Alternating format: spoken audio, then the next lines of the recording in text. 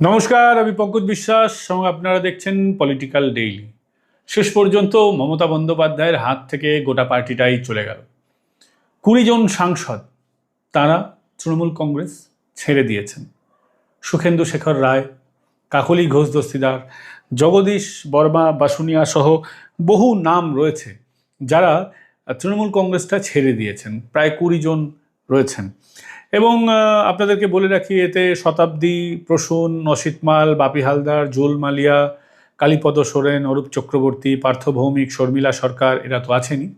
এবং আপনাদেরকে এটাও বলে রাখি, যে মমতা বন্দ্যোপাধ্যায় গুজরাট থেকে ইউসুফ পাঠানকে উড়িয়ে নিয়ে এসেছিলেন পশ্চিমবঙ্গে একটা হিন্দু সাংসদ, যদিও তিনি কংগ্রেস করেন, কংগ্রেসের তিনি বিরোধী দলনেতা ছিলেন, তাকে হারানোর জন্য যাকে নিয়ে এসেছিলেন ইউসুফ পাঠান, তিনিও লাইনে ভিড়তে চলেছেন। তিনিও আর মমতা বন্দ্যোপাধ্যায়ের সঙ্গে থাকবেন না, তিনিও ঝাঁকের কই হওয়ার চেষ্টা করছেন। রচনা বন্দ্যোপাধ্যায় দেব তারাও ঝাঁকের কই হওয়ার চেষ্টা করছেন। রচনা তো জানি উনি তো রাজনীতিতে খুব বেশি পরিপক্ক নন, এরকমটা বলা হয়, কিন্তু ঝাঁকের কই হিসেবে তিনি তার বুদ্ধিমত্তার পরিচয় দিয়েছেন। দেবের সঙ্গে বিজেপির সুসম্পর্ক সর্বজন বিদিত, নতুন করে বলার কিছু নেই। বহু ক্ষেত্রে দেখা গেছে তার বিরুদ্ধে ক্রস ভোটিং করার অভিযোগ আছে। অনেক ক্ষেত্রে যেখানে যেখানে গুরুত্বপূর্ণ বিল যার বিরোধিতা করার কথা তৃণমূল কংগ্রেস, সেদিন তিনি উপস্থিত হননি। ফলে বিজেপির সঙ্গে একটা ভালো সম্পর্ক রেখে চলছিলেন। কখনো কোনো বিজেপি নেতা খুব বেশি দেবের বিরুদ্ধে গিয়ে কথাবার্তা বলেননি, ফলে বোঝা যাচ্ছিল। ফলে দেবের ব্যাপারটা ঠিক আছে। কিন্তু আজকে দেখুন, এরা সবথেকে বড় খবর, আসল খবরটা কি? এরা বিদ্রোহী হয়ে উঠেছেন, এটা আসল খবর নয়।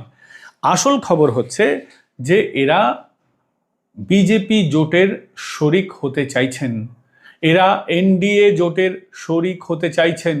এরা লোকসভার স্পিকারের কাছে গিয়ে বলেছেন, আমরা সরকারি যে জোট রয়েছে এনডিএ জোট, ওই জোটে সামিল হতে চাই। আমাদের বিরোধী বেঞ্চ থেকে আমাদের সরকারি বেঞ্চের দিকে আমাদের জায়গাটা স্থির করা হোক। আমরা ট্রেজারি বেঞ্চে থাকতে চাই, আমরা আর বিরোধী থাকতে চাই না। মানে কার্যত এটা বিজেপিরই একটা এক্সটেন্ডেড উইং হয়ে যাবে। সরাসরি বিজেপি করবেন না, সরাসরি বিজেপিতে নেওয়া হবে না। বিজেপি তৃণমূল কংগ্রেসের থেকে আসা কাউকে এক্ষুনি নিয়ে নেবে না। স্বাভাবিকভাবে তাহলে বিকল্প অবস্থা কি? বিকল্প ব্যবস্থা এটাই, এরাই আসল তৃণমূল হবেন এবং বিজেপির সহযোগিতা করবেন। এই মুহূর্তে দেখুন, আমি বারংবার বলি যে 240টা বিধায়ক আছে, 292টা এনডিএর জোট রয়েছে, তাদের সাংসদ রয়েছেন। কিন্তু 292 হলেও কোথাও না কোথাও একটা আশঙ্কা কাজ করে। ফলে সরকার যত শক্তিশালী হবে কংগ্রেস বা ইন্ডি জোট ততটাই উইক বা কমজোর হবে। তাদের কমজোর করার জন্য এটা একটা বড় মানসিক ধাক্কা। এবং মানসিক ধাক্কাটা কোন দিন এলো? এই মানসিক ধাক্কাটা এলো সেই দিন যেদিন মমতা বন্দ্যোপাধ্যায়, অভিষেক বন্দ্যোপাধ্যায় দিল্লিতে রয়েছেন, ইন্ডি জোটের বৈঠক করছেন, আলাদা আলাদা দলের নেতাদের সঙ্গে দেখা করছেন, সেদিনই এই ঝটকাটা এলো। ফলে তৃণমূল কংগ্রেসের আসল মালিকানা অধিকার কাদের কাছে রয়েছে এখন? তৃণমূল কংগ্রেসের আসল মালিকানা অধিকার এখন রয়েছে এই বিদ্রোহী শিবিরের কাছে। এই বিদ্রোহী শিবির এখন আসল তৃণমূল, যারা আর মমতা বন্দ্যোপাধ্যায়ের সঙ্গে নেই, যারা মমতা বন্দ্যোপাধ্যায়ের বিরোধিতা করছেন।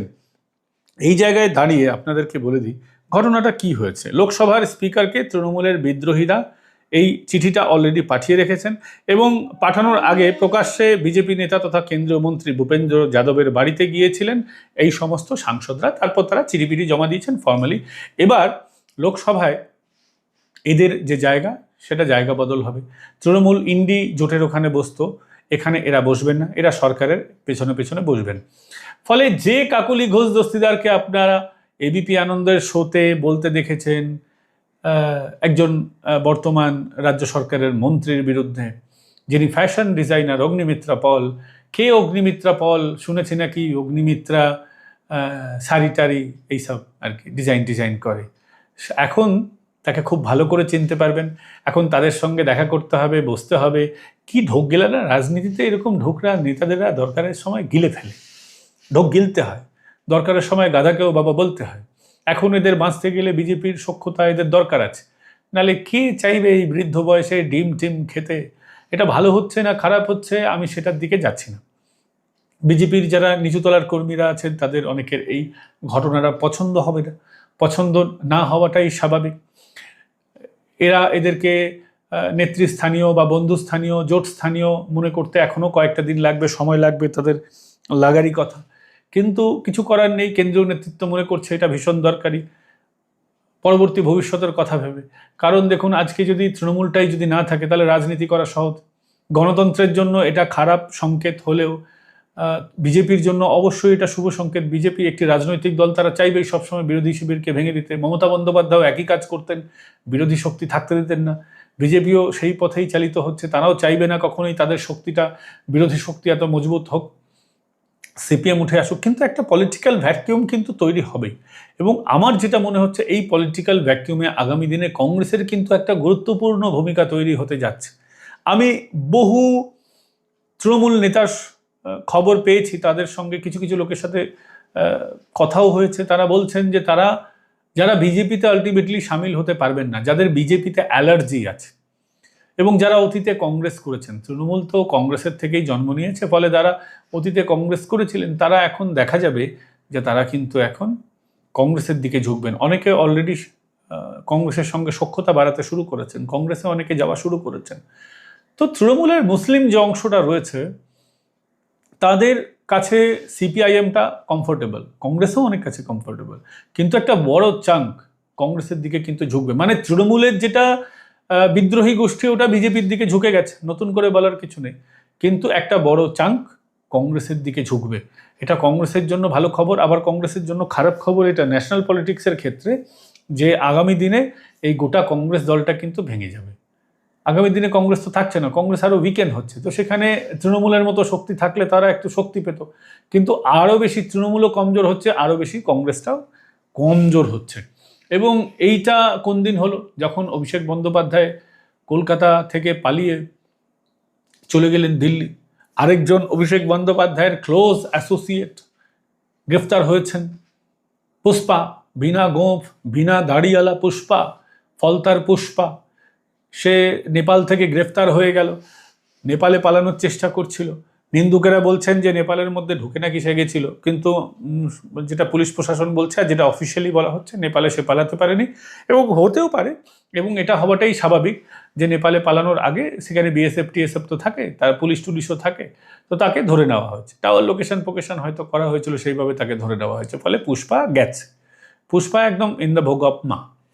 এবং শওকত মোল্লা ধরা খেয়েছে। ফলে অভিষেক বন্দ্যোপাধ্যায়ের গোটা রাজনীতিটা কমজোর হয়ে গেছে। অভিষেক বন্দ্যোপাধ্যায়ের আর জায়গা থাকছে না রাজনীতিতে, তার অ্যাসোসিয়েটরা, তার ডান হাত বাঁ হাত সব গ্রেফতার হচ্ছে। ধীরে ধীরে অভিষেক বন্দ্যোপাধ্যায় কমজোর হয়ে যাচ্ছে, এবং অভিষেক বন্দ্যোপাধ্যায়ের এবার পালা। দিল্লি থেকে ফেরার সময় কি অভিষেক বন্দ্যোপাধ্যায়কে ঠিক কলকাতা বিমানবন্দর থেকে গ্রেফতার করা হবে, নাকি তাকে বাড়িতে আসার সুযোগ দেওয়া হবে? তাকে কি অন্যান্যরা যেমন তাদেরকে দড়ি কোমরে পরিয়ে ঘোরানো হচ্ছে রাস্তায় রাস্তায়, অভিষেক বন্দ্যোপাধ্যায়কেও কি এরকম কোমরে দড়ি দিয়ে বিভিন্ন জায়গায় জায়গায় ঘোরানো হবে? এই সমস্ত প্রশ্নের উত্তর জনতা চাইছে। কিন্তু আমার ব্যক্তিগতভাবে যেটা মনে হয়, অভিষেক বন্দ্যোপাধ্যায় অভিষেক বন্দ্যোপাধ্যায়কে আপনারা দেখুন, অভিষেক বন্দ্যোপাধ্যায় দিল্লিতে গেছেন না, উনি সুপ্রিম কোর্টের দরজায় কড়া নাড়বেন। খুব একটা সেখানেও সুবিধা পাবেন বলে আমাদের মনে হয় না, কিন্তু দিল্লির দরজায় তিনি গিয়ে কড়া নাড়বেন।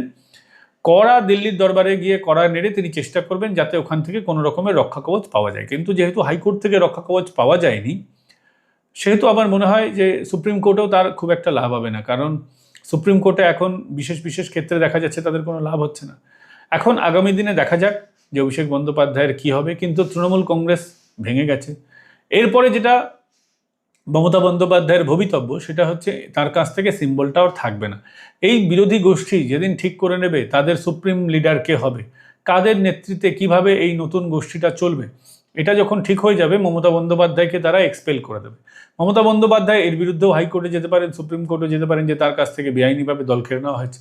কিন্তু এরা বিরোধী গোষ্ঠী, বিদ্রোহী গোষ্ঠী, এরা সংখ্যাগরিষ্ঠতা প্রমাণ করে দেবে, এবং প্রমাণ করে দিয়ে এরাই এটা বলবে যে মমতা বন্দ্যোপাধ্যায়কে দলবিরোধী কাজের জন্য সাসপেন্ড করা হলো বা এক্সপেল করে দেওয়া হলো। মমতা বন্দ্যোপাধ্যায়কে দল থেকে এক্সপেল করে দিলে সেই দলের আর মমতা বন্দ্যোপাধ্যায়ের কর্তৃত্ব থাকবে না। ফলে আজকে মমতা বন্দ্যোপাধ্যায় ইন্ডি জোটের মিটিংয়ে তাকে যে গুরুত্ব দিয়ে ডাকা হচ্ছে, তিনি যেভাবে যাচ্ছেন, আগামী দিনে মমতার কাছ থেকে দিল্লির এই অ্যারিনা দিল্লির অ্যারিনা মানে দিল্লির যে রঙ্গমঞ্চ, সেখানেও মমতা বন্দ্যোপাধ্যায়ের নাচানাচি করার আর জায়গা থাকবে না। আপাতত বন্ধু ভিডিওটা লম্বা করছি না, আমাদের যে স্টুডিও সেটা রেনোভেট হচ্ছে, ফলে অন্য জায়গা থেকে করছি, ফলে একটু অসুবিধা হচ্ছে নানান রকম, আপনারা মানিয়ে গুছিয়ে নেবেন। 2-3 দিন পর আমরা আবার আমাদের পুরনো স্টুডিওতে ফিরে যাব, নতুন করে রেনোভেট হয়ে, আশা করি ভালো লাগবে। তখন আমি এমনিও ভেবেছিলাম 2 লাখ সাবস্ক্রাইবার হলে আমি আপনাদেরকে একটা স্টুডিও ট্যুর করাবো। তো প্রথম যেদিন ভিডিও বানাবো একটা স্টুডিও ট্যুর আপনাদেরকে নিশ্চয়ই করাবো, এবং কোয়েশ্চেন অ্যান্সার পর্ব থাকবে, Q&A। আপনারা যদি কোনো এই চ্যানেল সম্পর্কে আমার বিষয়ে যে কোনো ধরনের আপনাদের যদি জানার ইচ্ছে থাকে, আপনারা অবশ্যই আমাদেরকে সেই প্রশ্ন করবেন, এইখানেও করতে পারেন। তো প্রশ্ন করলে বা আমাদের হোয়াটসঅ্যাপেও করতে পারেন, দয়া করে ফোন করবেন না। আমাদের ফোন নাম্বার হচ্ছে 8820191212, তার আগে +91 ভারতের যে কান্ট্রি কোড সেটা লাগাতেই পারেন। তো ফোন করবেন না, হোয়াটসঅ্যাপ করবেন। তো আপনাদের যদি কোনো প্রশ্ন থাকে আমি নিশ্চয়ই উত্তর দেব। ভালো থাকবেন, সুস্থ থাকবেন। আপাতত ভিডিওটা এখানেই শেষ করছি। আগামীকাল আপনাদের সঙ্গে আবার দেখা হবে অন্য কোনো বিষয় নিয়ে। এবং যাওয়ার আগে বলে দিই যে দয়া করে আমাদের চ্যানেলকে সাবস্ক্রাইব করবেন এবং বেল নোটিফিকেশান অন করে দেবেন। তাতে কি হবে, আমরা যখনই ভিডিও তৈরি করব তার নোটিফিকেশান আপনারা সঙ্গে সঙ্গে পেয়ে যাবেন। এবং যারা আমাদের এই লড়াইয়ে অংশীদার হতে চান তারা অবশ্যই যেটা করবেন সেটা হচ্ছে জয়েন বাটন ক্লিক করে আমাদের মেম্বার হতে পারেন। আমাদের শতাধিক মেম্বার হয়েছেন, প্রত্যেককে আমি প্রণাম ধন্যবাদ জানাচ্ছি। ভালো থাকবেন, সুস্থ থাকবেন। এবং অনেকে আমাদের সহযোগিতা করতে চান, এই চ্যানেলের উপরে যে ব্যানারটা আছে সেখানে কিন্তু আমাদের QR কোড দেওয়া আছে, আর আমি চেষ্টা করব এই ভিডিওতে যদি সম্ভব হয় সেক্ষেত্রে দিয়ে দেওয়ার। এখন আমাদের পুরো সেটআপটা এদিক ওদিক হয়ে গেছে, মেশিন ফেশিন সব এদিক ওদিক হয়ে গেছে, তার জন্য একটু অসুবিধা হচ্ছে। আর এছাড়াও আপনারা আমাদের সুপার থ্যাঙ্কস পাঠাতে পারেন, সুপার থ্যাঙ্কস অনেকেই পাঠান। ভালো থাকবেন, সুস্থ থাকবেন। আগামীকাল আপনাদের সঙ্গে কিন্তু আবার দেখা হচ্ছে এই চ্যানেলে, যার নাম পলিটিক্যাল ডেইলি। এতক্ষণ আপনাদের সঙ্গে ছিলাম আমি, পঙ্কজ বিশ্বাস। ভালো থাকবেন।